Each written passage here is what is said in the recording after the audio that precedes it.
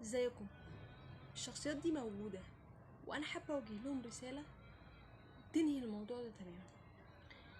لما يكون في شخص في حياتك فاهم انه في حياتك عشان بيتابع الستوري بتاعك على اي برنامج، عشان بيتابعك على اي موقع تواصل اجتماعي، عشان بيتابع امرك وما يبعت لك مسج على اي برنامج جديد منزله، او يتابع اخبارك على اي برنامج جديد منزله، او يبعت لك مسج، فكر ان دي سكة للكلام، انه ممكن يرجع يتكلم معاك ويتعامل معاك زي الاول. راجل او بنت، انا بكلم ناس في حياتي راجل او بنت، السوشيال ميديا جزء من حياتي وليست كل حياتي. حياتي فيها احداث تانية وانتم متغيبين عنها. انا مش بتصالح بالمسج، انا بتصالح بالموقف. مكانتك انت ما وصلتهاش مرة واحدة عندي او مكانتك، فبالتالي زي ما خسرتها بالتدريج هترجع لك تاني بالتدريج.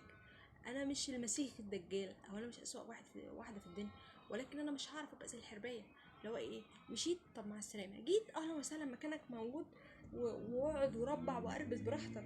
لا لا، ما عنديش الكلام ده. بالرحمه بالانسانيه، انا بقول ان انا بسامح، انا بسامح، بس انت وصلت لمكانتك او انت وصلت لمكانتك بالتدريج وبقيتي مهمه عندي، وخسرتيها بالتدريج من مواقف، فزي ما خسرتيها تستحملي شويه وترجعي تكسبيها. انما مش مسج على الواتساب هيرجعني، مش انك بتتابعي ستورياتي هترجعيني، لا.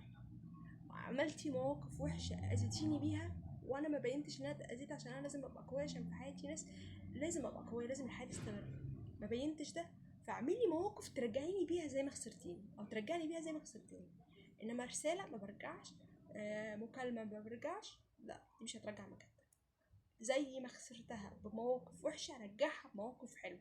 استحمل، مش هقول اكتر من كده، استحمل اللي عملته.